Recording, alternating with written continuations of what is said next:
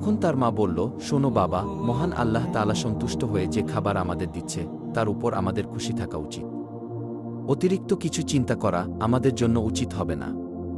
আমাদের নতুন কোনো খাদ্যের দরকার নেই। মায়ের এমন কথা শুনে ছেলেটি সন্তুষ্ট হল না, বারে বারে একই কথা বলতেছে।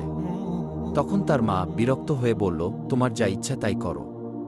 অতঃপর পরের দিন ওই মহিলার ছেলে আনার গাছ থেকে কিছু ফল নিয়ে বাজারে গেল। ফলগুলো বিক্রি করে যে টাকা পেল সেটা দিয়েই অনেক খাবার কিনে বাড়িতে ফিরে আসলো। তার মা খাবারগুলো দেখে কোনো খাবারই ভক্ষণ করল না। ছেলেটি বলল, শোনো মা, তুমি যদি কোনো কিছু না খাও তাহলে আমিও খাবো না। তখন বাধ্য হয়ে তার মা কিছু খাবার ভক্ষণ করল। অতঃপর এভাবেই সেদিন অতিবাহিত হল। পরের দিন সকালবেলা ওই বুজুর্গ মহিলার ছেলে আনার গাছের সামনে গিয়ে দেখল আনার গাছে কোনো ফল ধরেনি। এটা দেখে ছেলেটি হতাশ হয়ে বাড়িতে ফিরে আসলো এবং তার মাকে বলল, মা, হঠাৎ করে আজকে থেকে দেখছি আনার গাছে কোনো ফল ধরেনি। ছেলের এমন কথা শুনে তার মা আর কিছুই বলল না।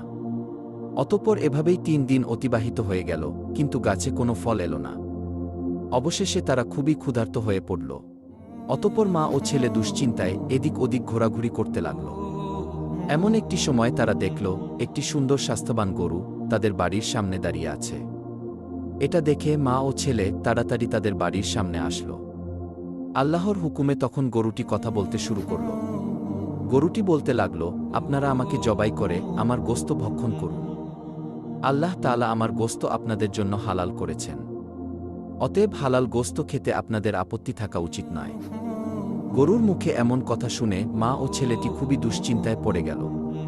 তখন ওই বুজুর্গ মহিলা বলল, জানি না এই গরুটি কার, কোথা থেকে আসলো, আর এই গরুর গোশত খেয়ে আমরা কোন বিপদে না পড়ি।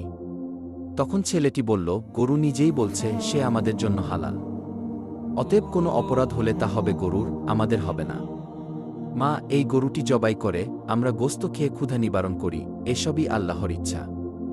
আল্লাহ তাআলা এই ফল বন্ধ করে হয়তো আমাদের জন্য এই গরুটি পাঠিয়ে দিয়েছে।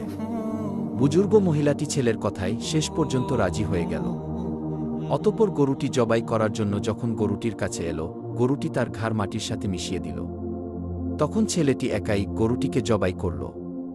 অতঃপর সমস্ত কাজ সম্পন্ন করল। অবশেষে গরুর গোশতগুলো কাবাব করে তারা ভক্ষণ করল এবং কিছুটা পরের দিনের জন্য রেখে দিল। এদিকে বনি ইসরায়েলের সেই ধনী ব্যক্তিটি একজন মহিলাকে তার গরু খোঁজার জন্য বাড়ি বাড়ি গিয়ে তল্লাশি করার জন্য নির্দেশ দিল। অতঃপর সেই মহিলাটি গরু খুঁজতে খুঁজতে জঙ্গলের মাঝে নির্জন এলাকায় ওই বুজুর্গ মহিলার বাড়ির সামনে এসে দেখল একটি গরুর চামড়া এবং জরাজীর্ণ হাড্ডি সেখানে পড়ে রয়েছে।